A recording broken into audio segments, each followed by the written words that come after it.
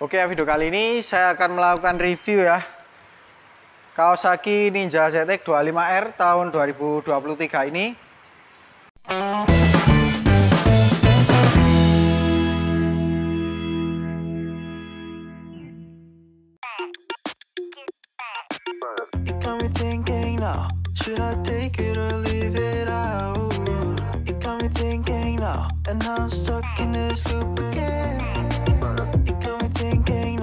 Should I take it or leave it out?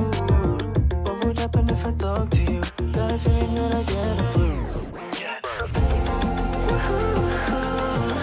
Would you be my Fortnite?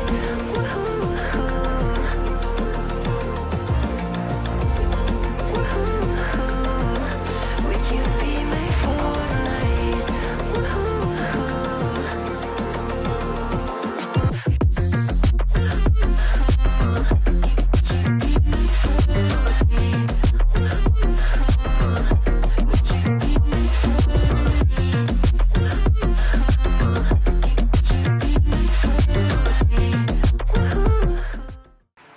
Akhirnya ya, saya dapat kesempatan untuk melihat langsung motor ini. Dan ini kebetulan motor indenan ya. Jadi ini besok katanya udah mau dikirim ke pemiliknya. Karena unit displaynya masih belum ada. Nah ini kebetulan banget, sebelum dikirim saya masih dapat kesempatan untuk melihat langsung ya, dalam kondisi masih baru. Nah ini adalah Kawasaki Ninja ZX 25R yang tipe terendah atau tipe standar. Karena untuk yang model sekarang itu ada di tiga tipe, model standar, kemudian yang R dan juga RR. Nah ini kebetulan yang tipe standar. Pertama dari desainnya dulu, ini secara desain masih sama persis dengan model sebelumnya. Jadi dari depan, kemudian samping, dari tangki dan juga bodi belakangnya itu masih sama. Karena ini bisa dibilang penambahan fitur aja ya. Untuk secara desain bodinya masih sama dengan model sebelumnya. Nah kita lihat untuk yang depan seperti ini, itu kan masih sama dengan model sebelumnya, jadi tidak punya perbedaan dengan model sebelumnya ya. Kita coba nyalakan ya untuk bagian lampunya. Nah untuk lampunya seperti ini ya. Untuk lampu depannya sama dengan model sebelumnya, dia sudah LED ya. Dari lampu kota, lampu dekat, dan lampu jauhnya. Coba saya nyalakan lampu jauhnya. Nah seperti ini. Kemudian untuk lampu sein atau hazard ya. Nah ini yang membedakan dengan sein ZX25 model sebelumnya, karena ini sudah pakai LED ya. Nah di sini secara bentuk dia sama, penempatannya juga sama, hanya bedanya itu di bagian dalamnya sudah pakai LED. Jadi dia lebih futuristik, lebih modern, dan juga lebih terang ya kalau LED itu. Jadi secara bentuk sama, tapi untuk dalamnya ini udah beda ya. Kalau di halogen itu kan di dalamnya itu ada reflektor-reflektor.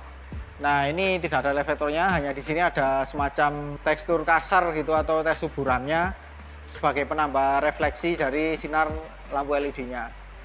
Dan ini lampunya ada 2 titik, jadi terang banget kalau kita lihat dari sini.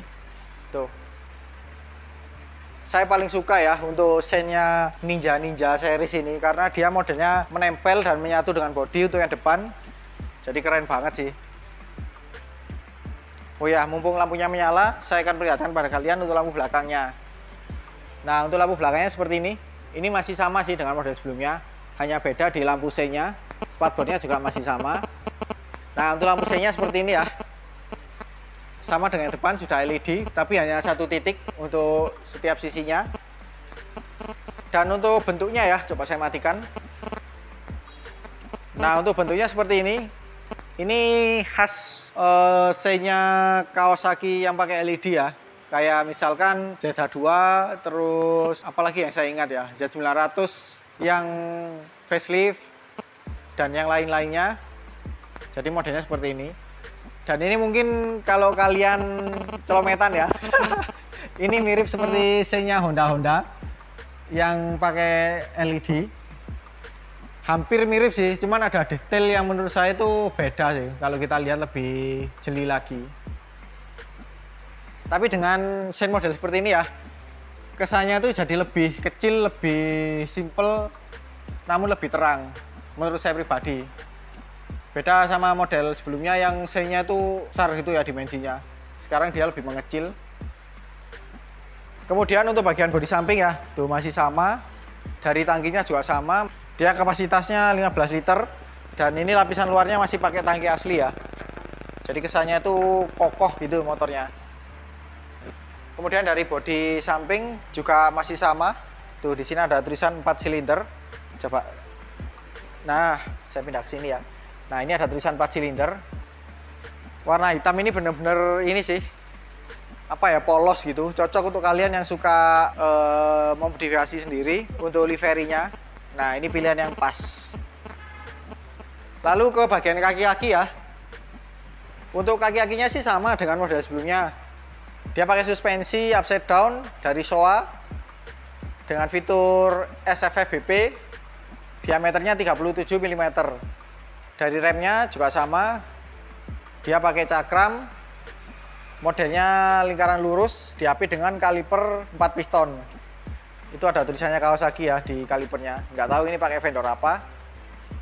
Dan untuk mountingnya atau pegangannya ya, dia model radial seperti itu. Kelihatan apa enggak ya? Nah, seperti itu. Nah, di situ kita lihat ya, seperti ada sensor ABS. Ini bukan tipe ABS ya. Ini yang non ABS, tapi ada semacam sensor ABS. Ini kayaknya kalau saya lihat ini untuk sensor kecepatan sih. Jadi beda fungsi dengan yang tipe di atasnya. Untuk velg, nah seperti ini. Dia sama sih dengan model sebelumnya. Secara bentuk juga seperti ini. Ini mirip dengan yang versi 2 silindernya. Jadi palangnya seperti itu. Dan kalau kita lihat ya di sini, ini semacam dudukan. Ini mungkin bisa jadi double disc ya, kanan kiri. Ini sudah disediakan di sini. Tapi untuk mountingnya belum ada sih. Tuh. Dan untuk lebar velgnya ya, ini 3 inch kalau nggak salah. Untuk diameternya 17 inch. Lalu untuk ban yang dipakai, dia pakai Dunlop. Tipenya ini ya. Nah itu GPR 300F. Dengan ukuran 110/70 ring 17. Nah lanjut untuk bagian belakang. Nah untuk bagian belakangnya seperti ini ya. Ini kalau kita lihat remnya ada ABS-nya ini sih. Ada sensornya sih. Dan juga ada ini kabelnya. Jadi depan belakang ada sensornya semua. Tapi ini tipe non ABS sih. Mungkin salah satunya itu dipakai untuk sensor untuk kecepatan dan mungkin hanya sensor aja ya, tidak ada modulnya untuk ABS, makanya hanya dipasang seperti itu. Nah ini bisa jadi kalian bisa menambahkan fitur ABS itu sendiri sih. Kemudian nah untuk velgnya ini ya, dia sama modelnya dengan depan, warnanya hitam, diameternya 17 inch. Untuk lebarnya sendiri dia 4,5 inch ya. Lalu untuk lengan ayunnya seperti ini. Dia modelnya asimetris, jadi sebelah kirinya seperti ini, modelnya cenderung lurus. Sedangkan untuk yang sebelah kanannya dia lebih naik gitu ya, lebih melengkung naik gitu. Nah untuk gearnya sendiri seperti ini. Ini jumlah matanya ada 50 ya. Dan di bagian lengan ayun sini, di sini terdapat rumah baut. Ini untuk pedok ya, atau spool arm. Jadi kalian tinggal beli jalurnya aja, nggak perlu ngebor-ngebor atau pakai bracket tambahan gitu. Kemudian untuk bagian push tab, ini masih sama dengan model sebelumnya. Model jagung seperti ini, depan belakang. Dan untuk tangkainya sendiri ya, keduanya ini warnanya hitam, sama dengan warna rangkanya. Tapi untuk di bagian sini, nah ini ada aksen warna silvernya. Kemudian untuk tuas persnelingnya dia warna hitam, dilapisi dengan karet di bagian sini. Dan ini karena tipe standar ya, jadi tidak dilengkapi dengan quick shifter. Tuh kita lihat ya, di bagian sini tuh mesinnya penuh banget gitu loh rasanya. Jadi besarnya itu ya emang besar karena mesinnya itu lebar. Kemudian untuk bagian rangka, nah rangkanya ini untuk yang tipe standar warnanya hitam seperti ini, jadi nggak terlalu kelihatan ya. Dan modelnya ini kalau kita lihat di sini seperti perimeter atau twin spar. Tapi kalau kita lihat lagi di bagian sini itu, ini karena tertutup oleh bodi ya, jadi nggak kelihatan. Ini di sini semacam teralis gitu ya. Jadi untuk gambar lengkapnya di sini. Kemudian kita beralih ke bagian mesin. Nah untuk mesinnya seperti ini ya, ini masih sama dengan model sebelumnya, tapi ada perubahan untuk standar emisi Euro 4 ya. Jadi pada bagian knalpot itu yang awalnya dulu pakai underbelly, sekarang dia ke belakang atau ke samping kanan. Kalau menurut saya ya lebih bagus yang ini sih, karena yang model sebelumnya itu kesannya lebih kurus, lebih kecil gitu. Nah dengan bergantinya knalpot menjadi seperti ini, jadi kelihatan lebih besar dan mirip seperti kakak-kakaknya ya, yaitu ZX636 dan juga ZX10R. Nah untuk di bagian sini ya, untuk yang tipe biasa tidak dilengkapi dengan frame slider atau pelindung bodi. Jadi biasanya kan ada tonjolan di sini ya. Tipe standar nggak ada.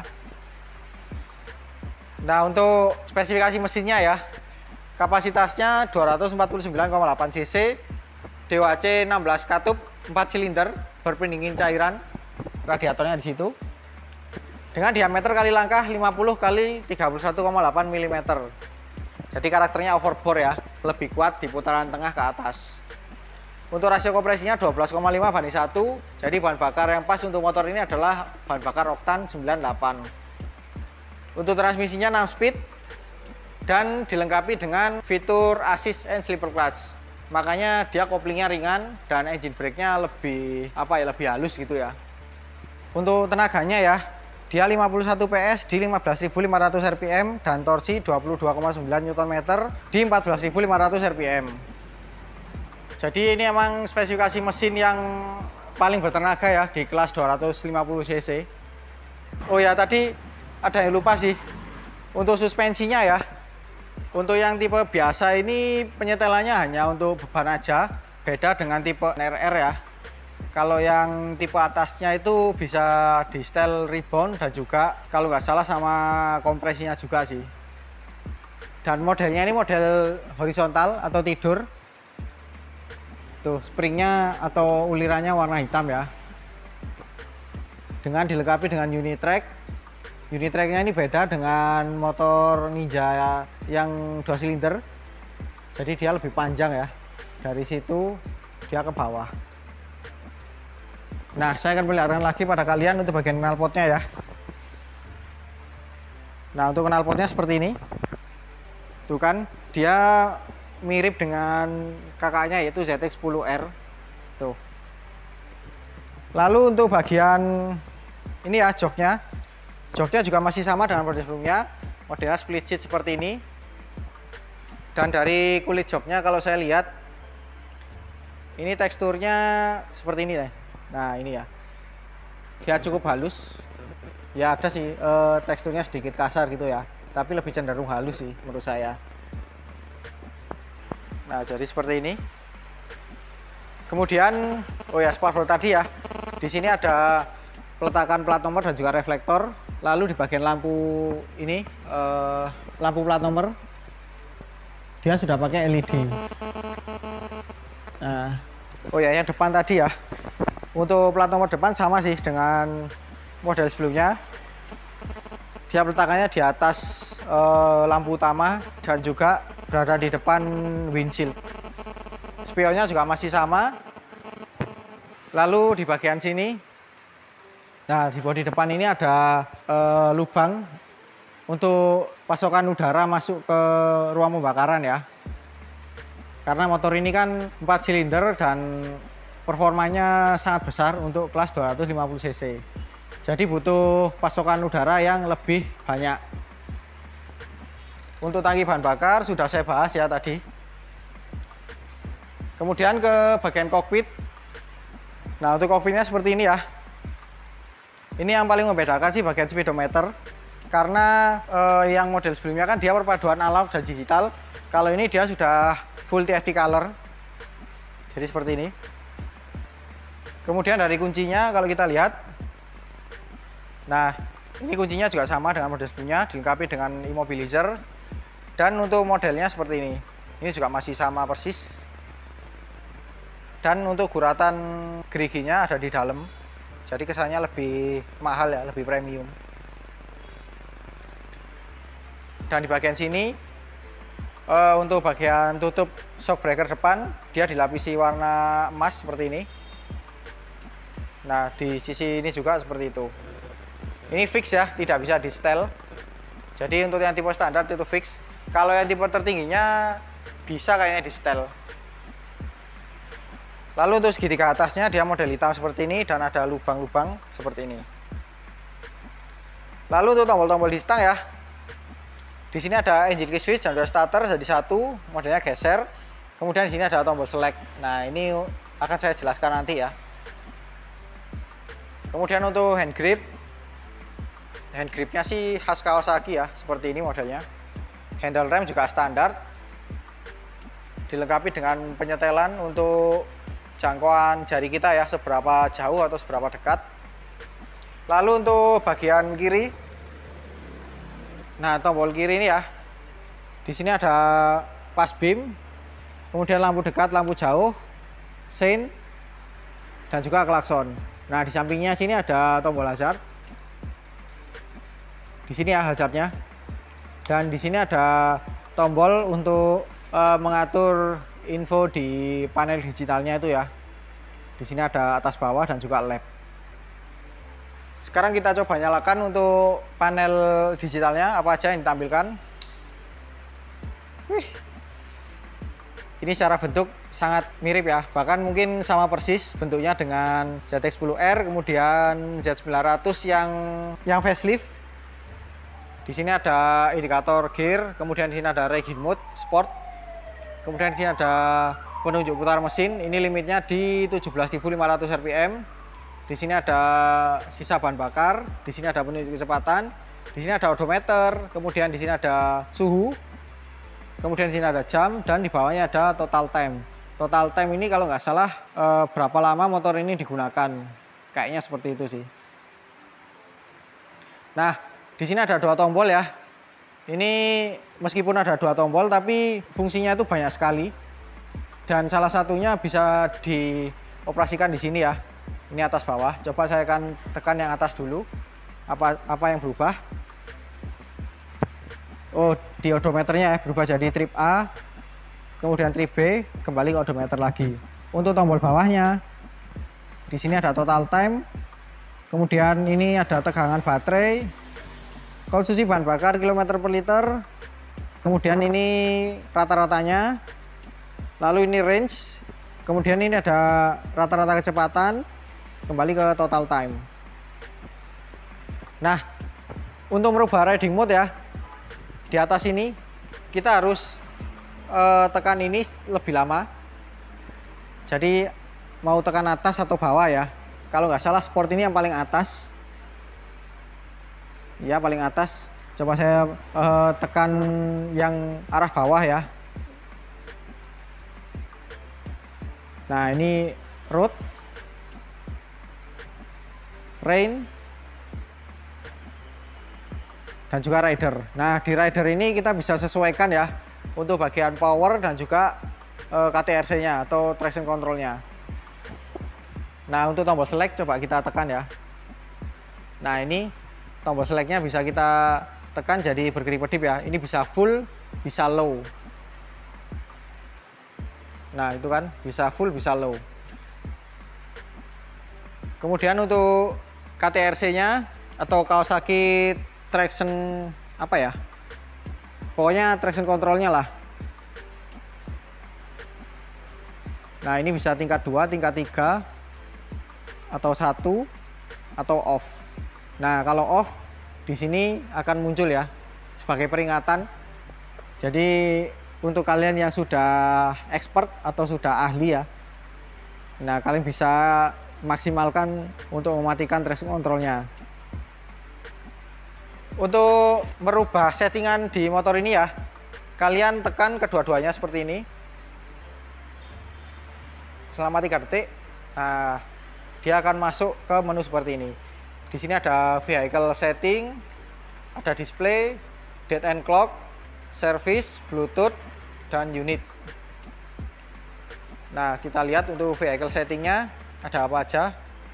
Di sini ada shift lamp. Nah, ini untuk shift lampnya bisa disetting ya, mau berapa RPM ketika menyalanya. Kemudian immobilizer lampnya juga bisa dinyalakan, bisa dimatikan. Kemudian untuk kembali, kita tekan yang tombol sebelah kanan itu selama 3 detik. Nah, kembali ke vehicle setting, kita kembali ke display. Nah, displaynya seperti ini. Ini bisa diganti mode sih, mau tipe 1 apa tipe 2. Seperti ini. Nah, tipe 2 nya seperti ini.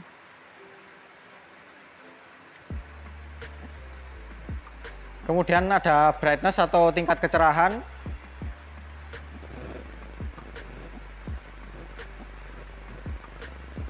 Kemudian di sini ada tanggal dan jam ya.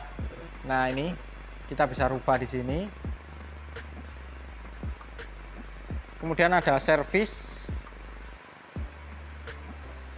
Nah, ini kita bisa setting di sini.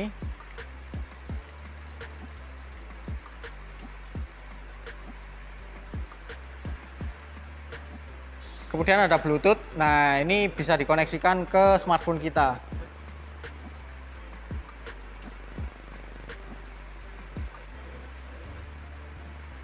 Kemudian di bawahnya ada unit. Nah, ini ya. Kita bisa rubah mau kilometer per jam atau mil per jam.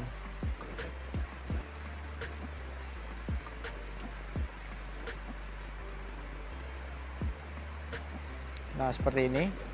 Ini fuel mileage. Ini bisa diganti kilometer per liter atau liter per 100 km. Tuh kan. Lalu temperatur. Nah, ini bisa derajat Celcius ataupun Fahrenheit. Jadi seperti itu ya. Oke, kita kembali.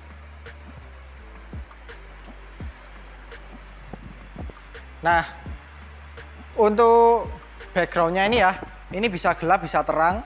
Jadi bisa kita sesuaikan. Kalau mau di tempat yang gelap, mau cerah, bisa diganti dengan backgroundnya lebih cerah. Kalau yang mau gelap juga bisa ganti dengan gelap. Dan tadi ada 2 tampilan yang saya perlihatkan pada kalian, mode road atau mode race. Kemudian di sini ada beberapa lampu indikator ya. Nah, di sini ada indikator netral. Di sini tadi ada indikator KTRC. Kalau misalnya mati, dia akan hidup di sini lampunya. Kemudian di sini ada indikator bahan bakar. Kalau bahan bakarnya itu sudah mau habis, meskipun di sini sudah ada penunjuknya ya, tapi di sini ditambahi lampu indikator. Kemudian di sini ada indikator oli. Kemudian di sini ada cek engine, ada indikator suhu. Kemudian di sini ada indikator baterai. Lalu di sini ada indikator kunci, dan di tengahnya sini ada lampu merah yang menandakan immobilizernya itu aktif atau tidak. Jadi seperti itu. Nah, untuk mematikannya asik ya, ada tulisan Kawasaki seperti itu. Begitu juga kalau kita menyalakannya. Nah, untuk suaranya ya, saya akan perlihatkan pada kalian. Saya akan menyalakan lagi.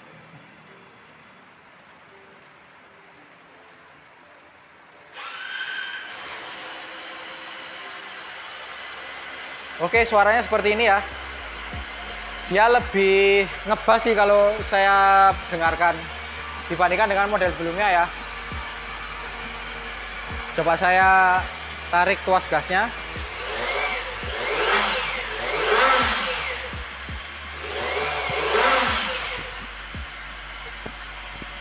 Nah, jadi seperti itu.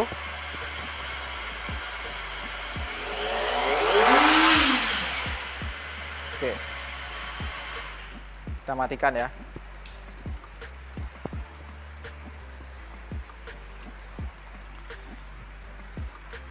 Oke, jadi seperti itu ya untuk review Kawasaki Ninja ZX 25R tahun 2023 ini untuk yang tipe standar. Nah, ini kebetulan saya belum tanya sih untuk harganya di Jawa Timur itu berapa. Nanti saya akan buatkan di video short ya berapa harga Ninja ZX 25R yang tipe standar ini dan juga yang tipe yang lain untuk on the road Jawa Timur. Oke, terima kasih pada Kawasaki Surapita Unitrans di Kota Malang ya yang sudah berkenan memberi saya kesempatan untuk mereview langsung Kawasaki Ninja ZX 25R 2023 ini. Jadi kalau kalian mau tanya-tanya seputar motor ini, kalian bisa langsung ya kontak ke nomor WhatsApp di bawah ini. Nanti saya akan cantumkan. Dan kalau kalian mau lihat langsung motor ini, kalian bisa kunjungi dealer Kawasaki terdekat. Dalam tanda kutip kalau misalnya unitnya ada ya. Makanya sebelum kalian ke dealer, pastikan dulu chat nomor yang di bawah ini. Khusus untuk kalian yang domisilinya di Malang Raya atau Jawa Timur bisa lah ya. Oke, sekian dulu video kali ini. Kalau suka dengan video ini jangan lupa di like. Apabila ada pertanyaan, kritik atau saran silahkan komen di bawah. Share juga ke sosial media kalian apabila video ini bermanfaat. Jangan lupa subscribe untuk mengikuti video-video terbaru dari saya. Nyalakan juga tombol loncengnya untuk mendapatkan notifikasi video terbaru dari saya. Follow juga Instagram dan TikTok saya di @mojovibi. Terima kasih telah menonton dan sampai jumpa di video selanjutnya.